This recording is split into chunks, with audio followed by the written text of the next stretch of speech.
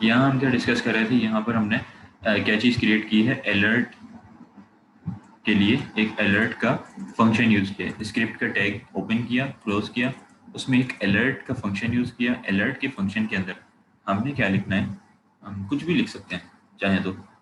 यहाँ हम लिख देते हैं,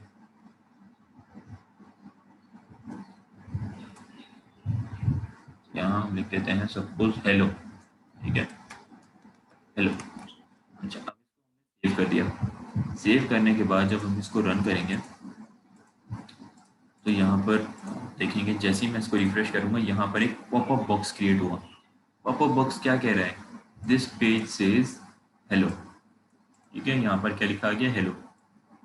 मैं ओके करूँगा तो ये हट जाएगा, ठीक है।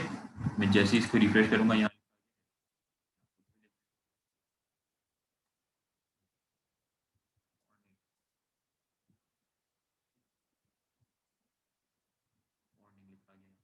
आप जो भी उसमें टाइटल देंगे ना अलर्ट बॉक्स के अंदर, यानी इस अलर्ट बॉक्स के अंदर यहाँ पे सिंगल कोट्स के अंदर आप जो भी टाइटल देंगे वो यहाँ पर as a alert popup box create हो जाएगा, ठीक है। तो आप लोग चाहें तो साथ साथ ये चीज़ें इम्प्लीमेंट भी करते रहें, ठीक है। जैसे ही रिफ्रेश करेंगे ये चीज़ आ जाएगी। अब ये अलर्ट आप किसी भी जगह पर यूज़ कर सकते हैं, किसी किसी भी बटन के प्रेस के ऊपर यूज़ कर सकते हैं, या इसको अभी हम देखेंगे किस तरह करते हैं, ठीक है। अच्छा, ये चीज़ हो गई। इसके बाद एक हम अलर्ट और चेक करते हैं, एक पॉपअप बॉक्स और हमारे पास है। एक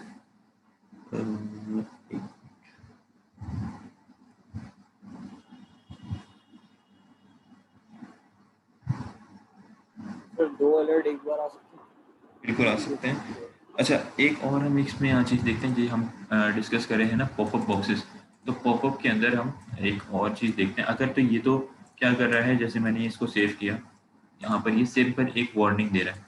मैं चाह रहा हूँ कि मैं ऐसा पॉपअप दूँ, आप लोगों ने मल्टीपल वेबसाइट्स में देखा होगा जहाँ पर पॉपअप बॉक्स आता है और वो आपको आपसे कोई ना कोई इन्फॉर्मेशन मांगता है, ठीक है। ये ऐसा प्रॉम्प्ट। हाँ बिल्कुल सही। प्रॉम्प्ट के नाम से एक आपके पास होता है। प्रॉम्प्ट का मतलब ये होता है, प्रॉम्प्ट आपके पास अभी तो यहाँ यूज़ कर रहे हैं, आगे आपके पास ये मल्टीपल प्रोग्रामिंग लैंग्वेजेस में यूज़ हो रहा होता है, ठीक है। ये प्रॉम्प्ट का बेसिकली मतलब ये होता है कि आप यूज़र को प्रॉम्प्ट करें कि वो कोई ना कोई इन्फॉर्मेशन एंटर करे। तो आप कहेंगे प्रॉम्प्ट, ठीक है, और प्रॉम्प्ट के बाद आप यहाँ पर ये ब्रैकेट्स लगाएंगे, ठीक है। और यहाँ आप दो वैल्यूज देते हैं, ठीक है। सेकंड जो वैल्यू की जगह है, यानी आप यहाँ पर एक वैल्यू देंगे और यहाँ कॉमा सेपरेटेड दूसरी वैल्यू की जो जगह है यहाँ आप एम्प्टी छोड़ देंगे, तो इसका मतलब कि यूज़र से इनपुट ले लेगा वहाँ पे। आप यहाँ दे दें एंटर,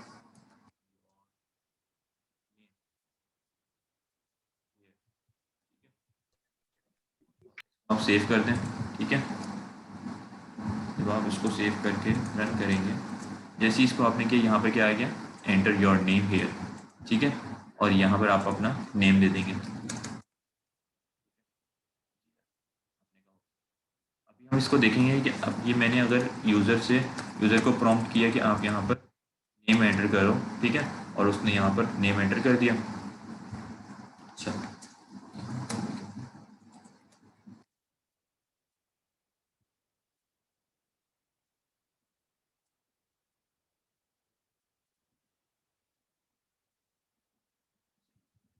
यहाँ पर मैं कहता हूँ कि ये जो मैंने नेम यहाँ से यूज़र से मैंने यहाँ पर प्रॉम्प्ट करवाया, मैंने कहा एंटर करो नेम, ठीक है, और उसने ये नेम एंटर किया। अब ये नेम जाकर सेव कहाँ होगा, इसके लिए हमें एक और कॉन्सेप्ट को पढ़ना पड़ेगा, या फिर ये जो नेम है इसको मैं कहीं पर शो करवाना चाह रहा हूँ, तो शो कराने के लिए मुझे इसको कहीं सेव करना पड़ेगा ना पहले अपनी प्रोग्रामिंग लैंग्वेज में। तो मैं इसको देखता हूँ। मेरे पास इसके बाद क्योंकि कॉन्सेप्ट आता है पॉपअप के अंदर, आपको लैब के अंदर तो पॉपअप बॉक्सेस नहीं बताए हुए, लेकिन ये मैं आप लोगों को बता रहा हूँ कि ये किस तरीके से क्रिएटेड होते हैं, क्योंकि ये इंट्रोडक्टरी लेवल की चीज़ नहीं है। इसके अंदर multiple type of popup boxes होते हैं, आप चाहें तो W3 स्कूल के ऊपर देख सकते हैं। मैं आपको दो बेसिक किस्म के मैंने बता दिए, कौन से, एक तो अलर्ट बॉक्स,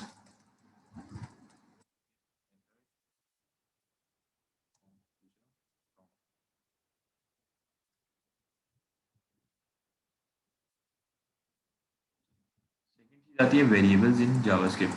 अब वेरिएबल्स क्या हैं हम देखते हैं। यहाँ आपके पास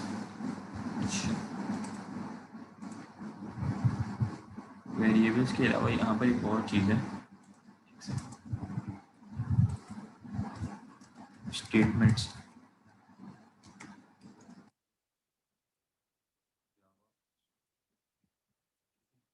स्टेटमेंट्स इन जावास्क्रिप्ट है, इसको हमने मेरे ख्याल से डिस्कस नहीं किया, ये बहुत ज़रूरी चीज़ है, जब तक इसको नहीं देखेंगे आगे आपका काम नहीं चल सकेगा। अच्छा, स्टेटमेंट्स इन जावास्क्रिप्ट को अभी हम देखते हैं। स्टेटमेंट्स क्या है, हमारे पास दो तरीके की हम स्टेटमेंट्स दे रहे होते हैं।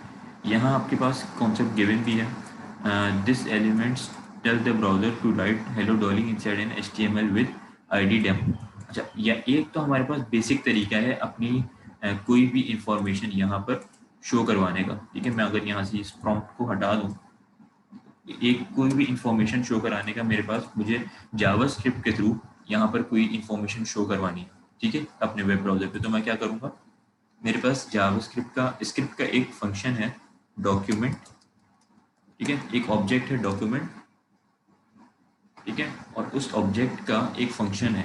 ये ऑब्जेक्ट और डॉक्यूमेंट वाली ऑब्जेक्ट और फंक्शन वाली चीज़ अगर आप लोगों को समझ ना आए तो इसको बस याद रख लीजिएगा ये किस तरीके से होता है, क्योंकि आप लोगों ने अभी object oriented programming I think नहीं पढ़ी होगी, पढ़ेंगे तो आप लोग को समझ आ जाएगी। बेसिकली ये एक ऑब्जेक्ट है स्क्रिप्ट का डॉक्यूमेंट, और इसका एक फंक्शन है डॉक्यूमेंट डॉट राइट। आप कहेंगे डॉक्यूमेंट डॉट राइट, और यहाँ पर कोई भी चीज़ आप कह दें,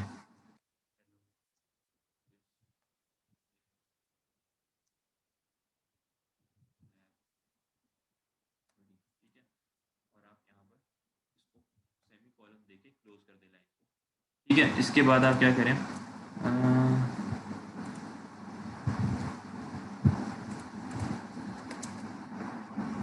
इसको क्लोज कर दें सेमी कॉलन देके, और उसके बाद आप इसको यहाँ पर रन करें। यहाँ पर ये देखिए लिखा आ गया हेलो। अब आपको यहाँ पर कोई भी HTML का टैग नहीं दिख रहा, ठीक है, उसके बावजूद आपके पास यहाँ पर ये हेलो दिस इज लैब 13 लिखा हुआ आ गया। कैसे? क्योंकि आपने इसको जावास्क्रिप्ट के थ्रू सिंपल प्रिंट करा दिया। यहाँ पर आप सिर्फ ये डॉक्यूमेंट डॉट राइट के अंदर टेक्स्ट प्रिंट नहीं कर सकते, मल्टीपल चीज़ें आप मल्टीपल वेरिएबल्स को प्रिंट करा सकते हैं, पॉपअप बॉक्सेस को यूज़ कर सकते हैं, मल्टीपल इसमें चीज़ें आती हैं। अभी हम इसको आगे चल के डिस्कस करेंगे ये किस तरीके से वर्क करा होता है। एक बेसिक तरीका तो ये है डॉक्यूमेंट डॉट राइट का, ठीक है, कि आप टेक्स्ट यहाँ पर दे दें, ठीक है, टेक्स्ट स्ट्रिंग दे दें, और यहाँ पर ये आपके पास प्रिंट हो जाएगा। ठीक है, सेकंड आपके पास है जो आपके लैब मैनुअल में गिवन है, वो है ID एट्रीब्यूट के थ्रू, यानी आप एक HTML का टैग ज़रूर क्रिएट करेंगे, जैसे कि पैराग्राफ का टैग है। पैराग्राफ का टैग आप लोगों ने देखा हुआ है, ठीक है। इसके अंदर क्या है, अगर आप इसको वैसे देखें, मैं यहाँ से इसको रिमूव करता हूँ, ठीक है, और यहाँ पर देखें स्क्रिप्ट से पहले, क्योंकि ये जावास्क्रिप्ट नहीं है, अब आप HTML की चीज़ लिख रहे हैं, तो यहाँ क्या है, इन्होंने एक h1 क्रिएट किया, दिस इज क्या लिखा हुआ है यहाँ पर, जावास्क्रिप्ट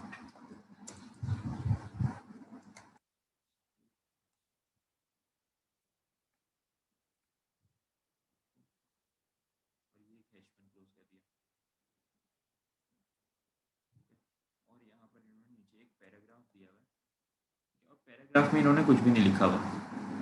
अगर आप देखें यहाँ पर तो पैराग्राफ में कुछ भी नहीं लिखा हुआ, सिर्फ पैराग्राफ की एक ID दे देना। ID तो आप लोगों को पता है कि आप क्या कर रहे थे, ID के अंदर ID, और जब भी आपने कोई CSS डिफाइन करनी होती है या कोई, तो आप या तो क्लास के थ्रू करते हैं या ID के थ्रू। तो यहाँ पर इन्होंने एक ID दी हुई है, किस नेम से, डेमो के नाम से, डेमो के नाम से, ठीक है। पैराग्राफ, सिर्फ इस पैराग्राफ की ID है डेमो। ID को हम डिफाइन किस तरह करते हैं, है यानी हैश से, ठीक है, हैश टैग जो हमारे पास हैश होता है ना, उससे कर होता है। तो अब यहाँ पर क्या है, यहाँ पर आप सिर्फ CSS के लिए नहीं, आप जावास्क्रिप्ट के लिए भी ID और क्लास को इस्तेमाल कर सकते हैं कोई भी डॉक्यूमेंट राइट कराने के लिए। किस तरह, अब यहाँ पर अगर आप देखें तो क्या हुआ है, अगर इसकी ये देखें तो यहाँ क्या कह रहे हैं कि this statement tells the browser to write hello Dolly inside an HTML element with ID demo, यानी ID डेमो जिस भी पैराग्राफ की होगी उसमें जाकर क्या टाइप हो जाएगा, आप जावास्क्रिप्ट के थ्रू क्या चीज़ प्रिंट करा देंगे, हेलो डॉट। कैसे, यहाँ पर हमने जैसे डॉक्यूमेंट डॉट राइट किया था, डॉक्यूमेंट डॉट राइट की बजाय आप क्या करेंगे, document dot gate element by ID. ये डॉक्यूमेंट ऑब्जेक्ट का एक फंक्शन है गेट एलिमेंट बाय आईडी। ये गेट एलिमेंट बाय आईडी क्या करेगा कि इस एलिमेंट को गेट करेगा। एलिमेंट कौन सा है, पैराग्राफ। कैसे पता लगा, गेट एलिमेंट बाय आईडी के अंदर आपने इसकी आईडी डबल कोट्स, इसने यहाँ से ये आईडी पिक कर ली। अच्छा, इस टैग की बात हो रही है, गेट एलिमेंट बाय आईडी। ये एलिमेंट इसने पूरा उठा लिया यूजिंग आईडी। अगर आप यहाँ पर क्लास दे रहे होते तो आप कहते गेट एलिमेंट बाय क्लास। ठीक है, तो ये इसका फंक्शन है, इसको आपने एज इट इज जैसे लिखा हुआ है ना ऐसे ही लिखना होता है। ठीक है, और फिर ब्रैकेट्स के अंदर दो आपने ये डबल कोट्स और उसके अंदर उसकी आईडी गिवन। उसके बाद ये सिर्फ अभी इसने इसको गेट किया है। अब गेट करने के बाद आपने क्या करना है, इसके इनर HTML, इन दोनों टैग्स के दरमियान इनर HTML कुछ चीज़ लिखी भी नहीं है। तो आपने क्या करना है, document dot gate element by ID, अभी यहाँ तक गेट किया। अब डॉट इनर HTML, ये एक गेट एलिमेंट बाय आईडी का एक और फंक्शन है, डॉट इनर HTML, यानी एलिमेंट को तो गेट कर लिया, अब उसके अंदर जो HTML है उसमें क्या लिखना है, dot inner HTML equals to hello Dolly. ठीक है, अब यहाँ आप कुछ भी कर दें, हेलो। ठीक है, अब होगा क्या, ये बेसिक आपके पास एक, अभी ये आप लोगों को बहुत इजी वो लग रहा होगा कि ये हम ये काम हम सिंपल HTML के थ्रू भी कर सकते हैं, लेकिन हम इस तरह क्यों कर रहे हैं। तो अभी आगे चल के आपको ये समझ आएगा कि हम ये इस तरह क्यों परफॉर्म कर रहे हैं। आप क्या करेंगे, यहाँ पर ये लिखेंगे, तो यहाँ क्या लिखा गया, हेलो क्लास। किस तरह इसने गेट किया, अच्छा ये इसने पैराग्राफ के अंदर दिया। अब आप इसको यही आईडी डेमो में हेडिंग में दे दें। ठीक है, तो ये क्या करेगा, हेडिंग के अंदर इनर HTML कर देगा, या आप इस टैग को पैराग्राफ से चेंज करके हेडिंग कर दें। तो अभी तो ये एज अ पैराग्राफ इस हेलो डॉली को दिखा रहे हैं ना, ये जो लिखा हुआ है हेलो क्लास, ये क्या है, ये एक पैराग्राफ है। कैसे पता लग रहा है, क्योंकि ये गेट एलिमेंट बाय आईडी और इसकी आईडी है डेमो। ठीक है, ये चीज़ मेरे ख्याल से समझ आई होगी। ये दो तरीके हैं अपनी कोई भी स्टेटमेंट्स, जैसे आप स्टेटमेंट्स H1 H2 के अंदर पैराग्राफ के अंदर प्रिंट किया करते थे, तो जावास्क्रिप्ट में जब आपने करनी होगी तो आप क्या करेंगे, या तो हमने दो जो चीज़ें डिस्कस की हैं यहाँ पर, एक तो का फंक्शन और दूसरा क्या किया है, डॉट गेट एलिमेंट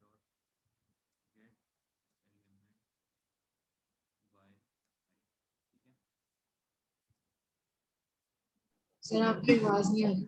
ये दो हमने डिस्कस किए हैं, एक तो डॉक्यूमेंट डॉट राइट और एक document dot gate element by ID. ठीक है, ये दो इस तरीके हैं स्टेटमेंट्स को शो कराने के आपकी जावास्क्रिप्ट प्रोग्रामिंग के अंदर। ठीक है, तो ये तो बेसिक बेसिक सी चीज़ें थी कि आपने किस तरीके से स्टेटमेंट्स को प्रिंट कराना है, या फिर दूसरी चीज़ कि आपके पास प्रॉम्प्ट या फिर ये क्या कहते हैं अलर्ट बॉक्स किस तरह क्रिएट करना है, या प्रॉम्प्ट से यूज़र से इनपुट किस लेने हो तो आप कौन सा पॉपअप बॉक्स क्रिएट करते हैं, प्रॉम्प्ट यूज़ करते हैं। ठीक है, अच्छा अब इसमें एक और चीज़ आती है, यहाँ पर आपके पास जावास्क्रिप्ट वेरिएबल्स। यही जैसे अभी हमने डिस्कस किया कि अगर हमने कोई भी चीज़ स्टोर करनी है, जैसे मैंने वहाँ पे यूज़र से नेम लिया और नेम लेने के बाद मुझे उसको कहीं स्टोर करवाना हो, तो मैं कहाँ करूँगा, उसमें यहाँ पर कॉन्सेप्ट आते हैं जावास्क्रिप्ट वेरिएबल्स का। बेसिकली जावास्क्रिप्ट वेरिएबल्स क्या होते हैं, आप कोई भी प्रोग्रामिंग लैंग्वेज पढ़ेंगे तो वहाँ पर आपके पास वेरिएबल्स होते हैं लास्ट में। ठीक है, वेरिएबल्स क्या होते हैं, वेरिएबल्स कंटेनर्स का काम करते हैं। कंटेनर्स का काम से क्या मुराद है कि आपकी कोई भी वैल्यू है उस वैल्यू को कंटेन करते हैं। अब वो वैल्यू कोई नंबर भी हो सकती है, 1 2 3 8 100 200, कोई नंबर भी हो सकती है, यानी नंबर्स को हम इंटीजर कहते हैं। इंटीजर वैल्यू भी हो सकती है, कोई स्ट्रिंग भी हो सकती है। स्ट्रिंग से क्या मुराद है कि कोई सेंटेंस, कोई वर्ड, यानी कि हेलो, शारो, कोई नेम, कोई कोई स्टेटमेंट। ठीक है, ये तमाम स्ट्रिंग्स कहलाते हैं जिसके अंदर कोई अल्फ़ाबेट्स यूज हो रहे हो। ठीक है, कोई करेक्टर भी हो सकती है। करेक्टर से क्या मुराद होती है कि एक करेक्टर यानी कि एक अल्फ़ाबेट या फिर एक नंबर, उसको क्या कहते हैं, एक करेक्टर कहते हैं। करेक्टर भी हो सकती है। इसके अलावा कंटेनर के अंदर आप जो वैल्यू स्टोर करा रहे हैं वो कोई फ्लोटिंग पॉइंट वैल्यू यानी कि डॉट वाली वैल्यू भी हो सकती है, 5.2 8.8। ठीक है, इस तरह की भी कोई वैल्यू हो सकती है। तो इन तमाम वैल्यूज़ को स्टोर अगर आपने कराना है तो आप किसमें कराएंगे, कंटेनर्स। यानी कि कंटेनर्स का काम कौन करता है, वेरिएबल्स। हमारी इस प्रोग्रामिंग लैंग्वेजेस के अंदर वेरिएबल्स हम क्रिएट करते हैं जो कि वैल्यूज़ को कंटेन करती हैं। ठीक है, अब यहाँ क्या गिवन है, in this example x, y and z are variables. इस एग्जांपल में x, y और z आपके पास क्या है, वेरिएबल्स। अब इसके शुरू में ये वार क्या लिखा हुआ है, इसको भी हम देख लेते हैं। वार मेरे ख्याल से मोस्ट ऑफ द स्टूडेंट्स को तो पता होगा, जिनको नहीं भी पता उनके लिए मैं ये चीज़ क्लैरिफाई कर देता हूँ ये क्या है। अब आप यहाँ पर अगर ध्यान से देखें तो वेरिएबल्स में आप कोई और प्रोग्रामिंग लैंग्वेज अभी इस सेमेस्टर में आप इसके अलावा कौन सी प्रोग्रामिंग लैंग्वेज का कोर्स पढ़ रहे हैं? PS शिक्षण। जी, सी शार्प पढ़ रहे हैं। जी ठीक है, तो सी शार्प में मेरे ख्याल से आप लोगों ने ये चीज़ देखी होगी कि आप कोई भी वेरिएबल क्रिएट करते हैं तो वहाँ पर आप उसकी डाटा टाइप देते हैं। डाटा टाइप क्या होती है, जैसे अगर आपने नंबर स्टोर करना है सपोज 1 या फिर 5, तो 5 को स्टोर करने के लिए आप उस एक वेरिएबल क्रिएट करेंगे। कैसे? ए के अंदर आपने स्टोर करना है 5, तो ए की डाटा टाइप क्या होगी, इंटीजर। ऐसा ही है? जी सर। है ना?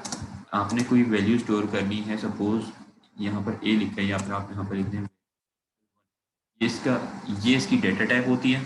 ठीक है, ये किस टाइप का डेटा है जो हमने स्टोर करना है, और ये उसका कंटेनर यानी कि उसका वेरिएबल होता है।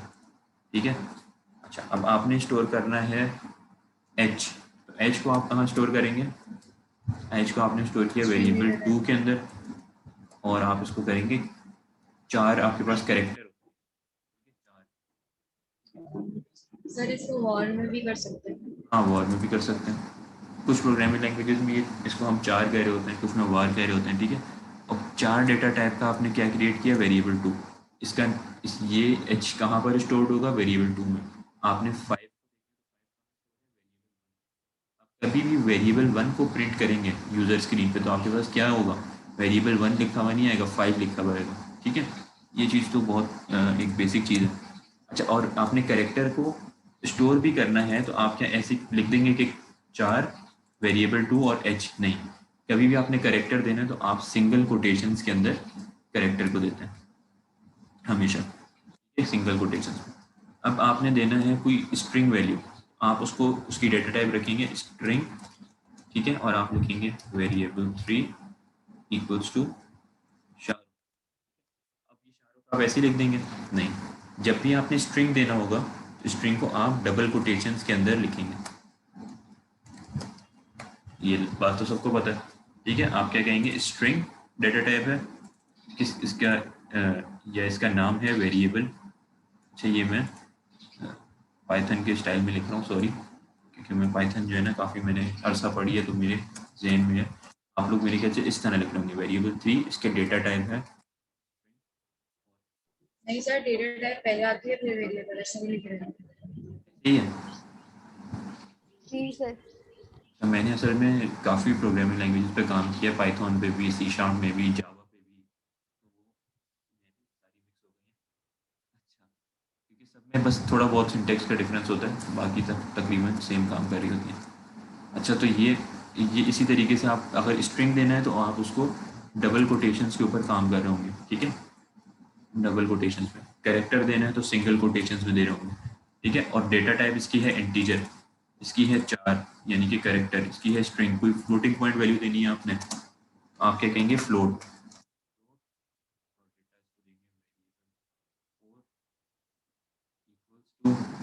1.1, ठीक है, या फिर अब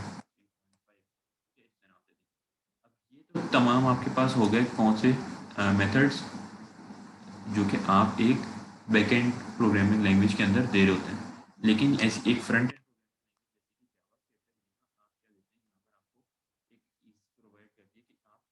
वार देंगे यानी कि वेरिएबल, अगर डेटा टाइप, तो उस डेटा टाइप ये जो वेरिएबल यहाँ वार लिखा हुआ है ये आपको समझ आ गई होगी कि ये वार इसकी डेटा टाइप है एक्स की।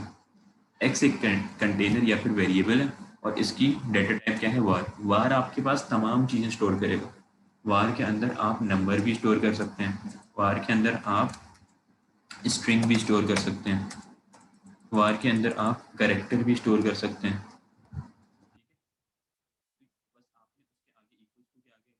कैरेक्टर है तो सिंगल कोट्स दे देने, वो खुद ही अंडरस्टैंड कर लेगा कि ये कैरेक्टर है। आपने अगर डबल कोट्स देंगे तो वो खुद ही अंडरस्टैंड कर लेंगे कि ये एक स्ट्रिंग वैल्यू है। आप इसके अंदर कोई भी नहीं देंगे और सिर्फ नंबर दे देंगे तो ये इसको देख लेगा कि ये एक इंटीजर वैल्यू है। ठीक है, तो आप इसकी डाटा टाइप दे देंगे var। ठीक है, अच्छा अब यहाँ पर इस एग्जांपल में क्या गिवन है, इस एग्जांपल में वेरिएबल x इक्वल्स टू 5 है, y इक्वल्स टू, अब इसको हम देखते हैं यहाँ पर प्रैक्टिकली करके। ठीक है, इसको हमने हटा दिया, इसको हटाते ही हैं।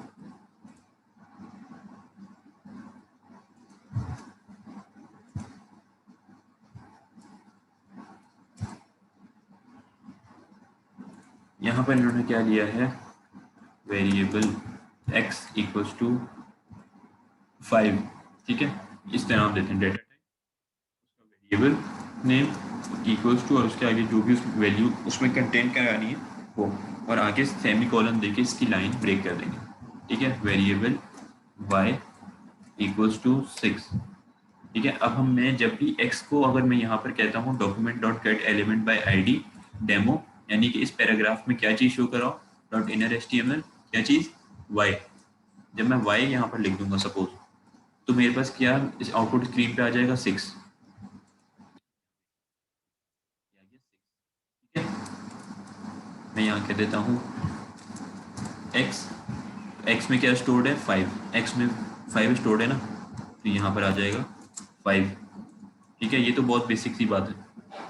मैं यहाँ लिख देता हूँ x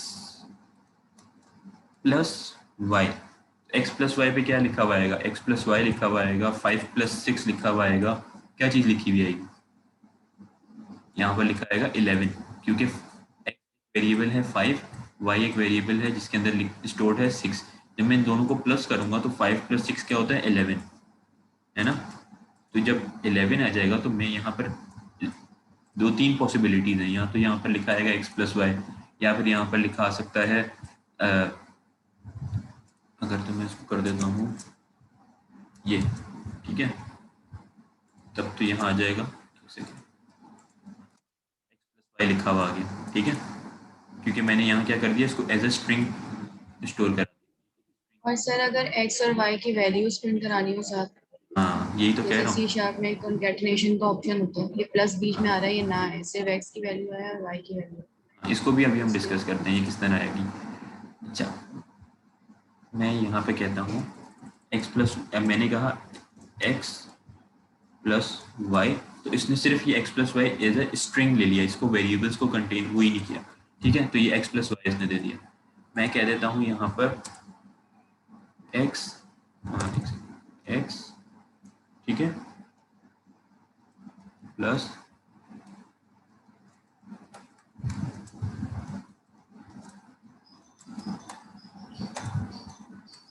वाई।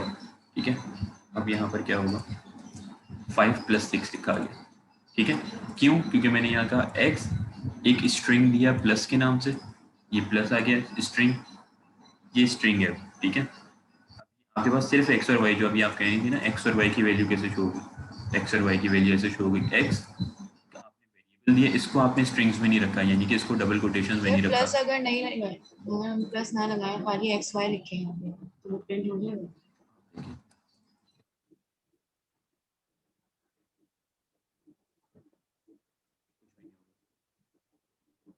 यहाँ पर कुछ ना कुछ बीच में ब्रेक तो देना पड़ेगा ना, ये दोनों को x क्या y, देते हम हैं? क्योंकि हमारे पास x और y कोई ऐसा वेरिएबल नहीं है जिसका नाम हो तो x y। सर फिर x और y के बीच में क्या हाँ आप ये गैप देना, देना मैं है? बता देता हूँ, आप इसमें स्पेस दे दें बीच में। आप कैसे देंगे स्पेस, आप कह देते हैं कॉमा, या फिर आप कहते हैं इसको एक सेकंड, या और यहाँ पर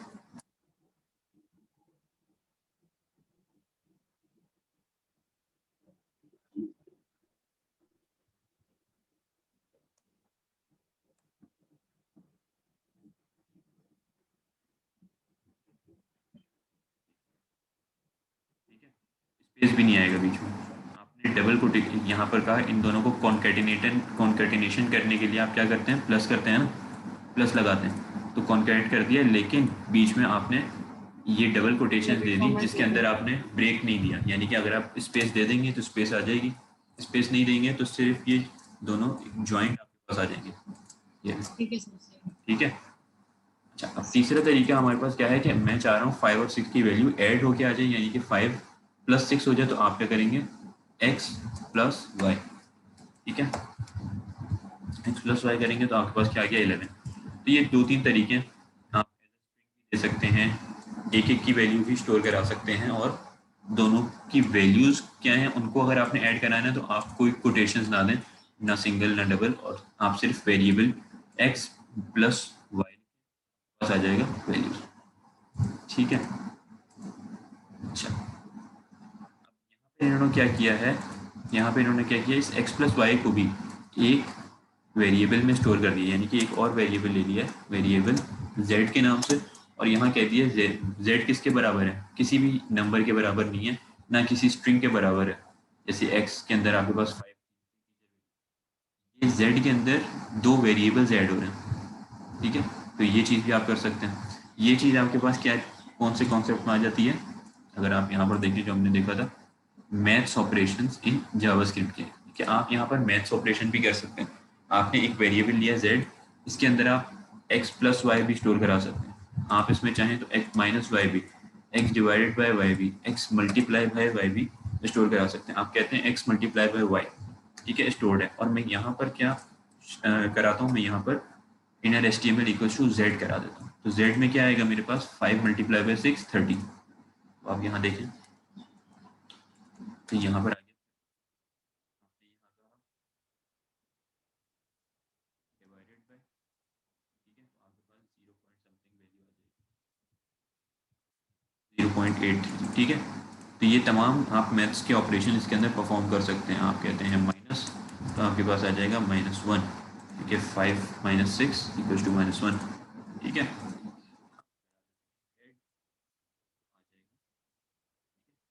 आप ये इन दोनों वेरिएबल्स की वैल्यू को ऐड कराकर कहाँ स्टोर करवा रहे हैं, z के अंदर, और z को आप यहाँ पर प्रिंट करें, ये चीज़ भी आप कर सकते हैं, और मैथ्स ऑपरेशन तमाम आप परफॉर्म कर सकते हैं।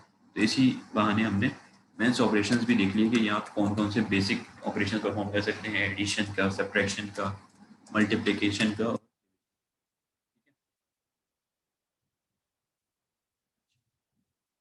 HTML एंड जावास्क्रिप्ट वाली चीज़ भी यहाँ पर देख ली है, क्योंकि हमने क्या कर रहे हैं, यहाँ पर हम सिर्फ डॉक्यूमेंट डॉट राइट नहीं कर रहे हैं, हम उसको एक HTML का एलिमेंट, यानी कि HTML का टैग, एलिमेंट टैग को कहते हैं ना, HTML के टैग के थ्रू हम स्क्रिप्ट को यूज़ कर रहे हैं, यानी हम कह रहे हैं कि इसको, इसका जो भी आउटपुट है इस जावास्क्रिप्ट की एक कोडिंग का, उसको कहाँ पर आपने शो कराना है, .inner HTML, ठीक है। तो ये HTML भी यूज़ हो गई आपकी जावास्क्रिप्ट में, यानी कि इस HTML के टैग के अंदर आपने शो करवाना है। तो ये चीज़ भी आपकी यहाँ पर कवर हो गई। क्या कर रहे हैं, डॉट के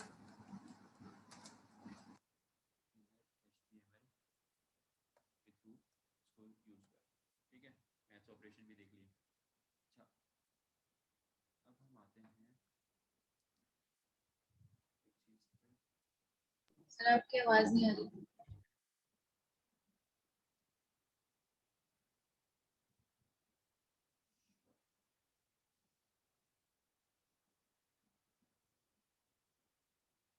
मैं चाहूँ ये जिस तरह मैं एडिशन सब्ट्रैक्शन परफॉर्म कर रहा हूँ, मैं सिंपल ये भी कर सकता हूँ कि मैं इसको यहाँ पर डॉक्यूमेंट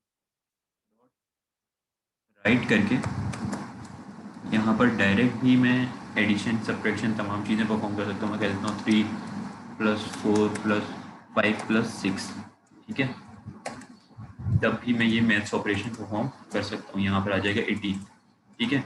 ज़रूरी नहीं है कि आप उनको वेरिएबल्स में स्टोर करें, ये आपके लिए अच्छी चीज़ है कि आप वेरिएबल्स में स्टोर करें, लेकिन आप डॉक्यूमेंट राइट में डायरेक्ट कराना चाह रहे हैं तब भी आप करा सकते हैं। इसके बाद एक और भी चीज़ है कि जैसे आपने देखा था कि मैंने यहाँ पर लिया था, अच्छा ये मैं ले रहा हूँ नंबर्स, मैं यहाँ पर ले लेता हूँ कोई स्ट्रिंग, यानी मैं यहाँ कहता हूँ शकील, ठीक है, ये, और मैं यहाँ पर इन दोनों को कॉन्कैट करा के यहाँ स्टोर करा, ठीक है। अब इसको देखते हैं, सर आपकी आवाज़ दोबारा चलेगी।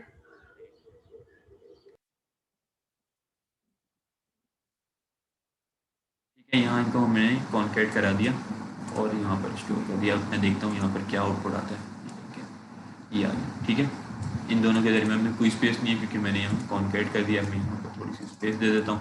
स्पेस देने के बाद यहाँ पर ये, ठीक है, ये चीज़ हो गई। अच्छा, यहाँ पर ज़रूरी नहीं है कि आप कॉन्कैट जो कर रहे हैं वो यानी कि प्लस का ऑपरेशन परफॉर्म आप इंटीजर पे करेंगे तो वो वैल्यूज़ को प्लस कर देगा, स्ट्रिंग्स पे करेंगे तो वो कॉन्कैट कर देगा। और ये वेरिएबल्स आपके पास तमाम वैल्यूज़ को स्टोर करेंगे, यानी कि एक कैरेक्टर को भी, एक स्ट्रिंग को भी, एक नंबर को भी। अच्छा, अब एक और चीज़ आई कि मैं यहाँ पर यूज़ कर रहा था आपका, एक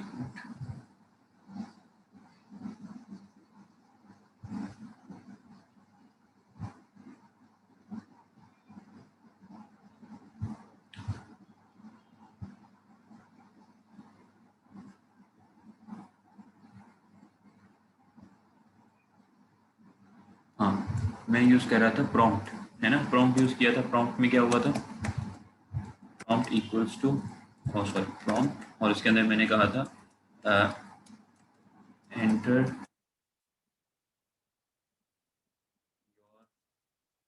नेम। ठीक है, और यहाँ मैंने इसकी जगह एंट्री छोड़ दी, इसको क्लोज किया। यहाँ पर क्या हुआ, इसने मुझे सर ये कॉमा किया, सेपरेट क्यों कर रहे हैं? कॉमा सेपरेट इसलिए, आप यहाँ पर जब भी प्रॉम्प्ट देंगे ना, प्रॉम्प्ट में दो वैल्यूज होती हैं। एक वैल्यू जो आप यहाँ पर एज अ टाइटल शो करा रहे हैं, एज अ टाइटल यहाँ पर आ रही है, और दूसरी जो आप यूज़र से इंटर करवा रहे हैं वैल्यू, तो वो आपके पास बेसिकली उसका यहाँ पर ये एक इंस्टेंस देनी होती है कि यहाँ पर एक वैल्यू एम्प्टी भी है। ये अगर आप इसको देखें तो ये प्रॉम्प्ट क्या है, ये एज अ कोडिंग ये एक पूरा प्रॉम्प्ट बॉक्स है। तो अब इसमें दो वैल्यूज है ना, एक तो आपने हार्ड कोडेड लिख दी और दूसरी यहाँ पर आपने एम्प्टी छोड़ दी। ठीक है, तो तो यहाँ इसके बगैर भी तो चल रहा है।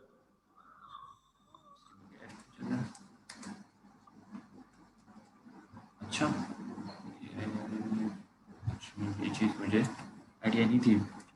हो सकता है ये इसके अंदर अपडेट्स के बाद ये हो गया, और शुरू पहले तो ये नहीं हुआ करता था। पहले तो आपने कॉमा सेपरेटेड देने होता था। खैर, अच्छी बात है अगर आपने ये चीज़ डिस्कवर की है। अच्छा, अब यहाँ पर क्या है, आपने ये चीज़ तो दे दी, ठीक है, और यहाँ आपने इसको करवा दिया। अब यहाँ पर ये मुझसे वैल्यू ले लेगा। अब मैं चाह रहा हूँ कि ये वैल्यू किसी वेरिएबल में स्टोर हो जाए। अभी वेरिएबल्स पढ़े हैं ना हमने, ये वैल्यू किसी वेरिएबल में स्टोर हो जाए तो मैं क्या करूँगा, मैं यहाँ से ये जावास्क्रिप्ट स्टेटमेंट हटा देता हूँ। तो मैं कहूँगा प्रॉम्प्ट से पहले मैं लिख देता हूँ वेरिएबल 1, या फिर मैं लिख देता हूँ वेरिएबल, इसकी डेटा टाइप है वेरिएबल, ठीक है, और वेरिएबल का नेम है नेम। ठीक है, अब क्या होगा, प्रॉम्प्ट से जो भी वैल्यू यूज़र इनपुट करेगा वो कहाँ जाकर सेव होगी, नेम के अंदर। ठीक है, जो भी यहाँ से वैल्यू आएगी उसको स्टोर कर देगा नेम। ठीक है, अब मैं यहाँ कह देता हूँ सेव, और मैं यहाँ पर इसको रिफ्रेश करता हूँ, मैं कहता हूँ, और यहाँ पर मैं ओके करूँगा तो ये मेरे पास कहाँ स्टोर हो गई, इस नेम में। अब इस नेम को मैं प्रिंट करा देता हूँ ताकि मेरे पास शो हो जाए यहाँ पर जो भी वैल्यू यूज़र लिखे, ठीक है, ये लिखे तो ये वैल्यू कहाँ है, यहाँ पर प्रिंट हो जाए। उसके लिए मैं क्या करूँगा, मैं डॉक्यूमेंट, या तो मैं डायरेक्ट कर दूंगा डॉक्यूमेंट डॉट राइट, और मैं यहाँ लिख दूंगा। तो यहाँ क्या होगा, ओके करते ही यहाँ पर ये लिखा हुआ है। ठीक है, या फिर मैं यहाँ कह दूंगा suppose,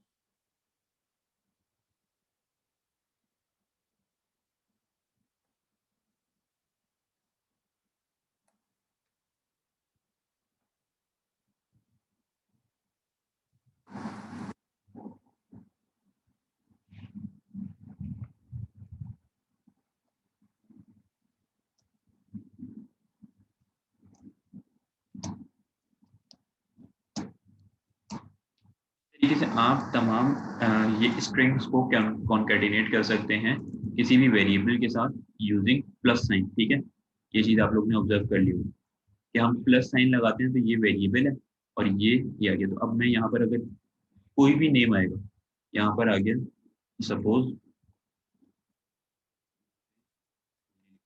ठीक है, तो अब यहाँ पर क्या होगा, आप देखें, जैसे ही मैं ओके करूँगा तो यहाँ क्या लिखा आ गया, हेलो डियर, आपका नेम, ठीक है, how is your day going, ठीक है, आपने यहाँ लिख दिया। अच्छा, ये चीज़ तो यहाँ पर आ गई। ये आपने कॉन्केटिनेशन भी देख ली किस तरह करते हैं स्ट्रिंग्स की और इसकी। अब आप लोग देख रहे होते हैं कि आपने जो भी यूज़र वेबसाइट के ऊपर नेम एंटर किया वो आपका नेम यूज़ करते हुए कोई भी स्ट्रिंग आपको दिखा।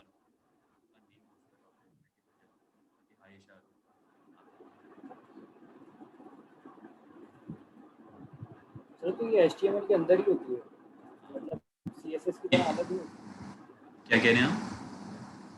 HTML के अंदर ही परफॉर्म होती है या CSS के? नहीं, CSS का इससे कोई CSS का कोई इससे ताल्लुक नहीं है, ये आप HTML के अंदर ही यूज़ कर रहे होते हैं। अच्छा, ये जिस तरीके से अभी हम यहाँ पर इसको HTML के अंदर क्रिएट करें, आप चाहें आप जैसे यहाँ पर HTML की बॉडी में क्रिएट करें, आप चाहें तो इसकी एक एक्सटर्नल फाइल क्रिएट करें, ठीक है। सर यही हाँ, जिस तरीके से आप CSS में करते हैं ना इंटरनल CSS, उसको आप कहाँ बॉडी में डिफाइन करते हैं, उसमें डिफाइन करते हैं हेडर के अंदर।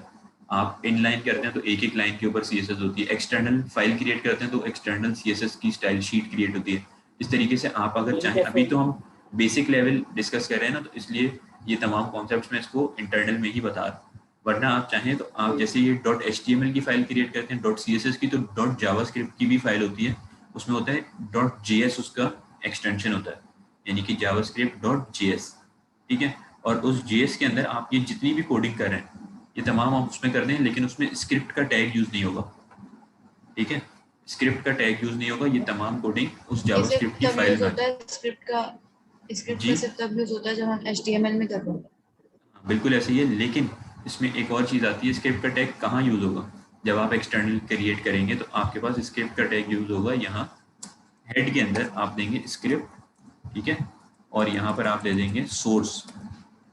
जैसे आप CSS में देते हैं, सिंपल, आप लोगों को अच्छी तरीके से पता है सोर्स, और सोर्स के अंदर आप उस जावास्क्रिप्ट की फाइल सही हो। आपकी आवाज़ भी आप चाहें तो बिल्कुल इस तरीके से भी कर सकते हैं, या आपके ऊपर है, ठीक है। अच्छा, ये चीज़ आ गई। अब आप लोग एक काम करें, एक 20 मिनट्स का ब्रेक ले लें, उसके बाद हम जो है जावास्क्रिप्ट फंक्शंस को जो है डिस्कस कर लेंगे।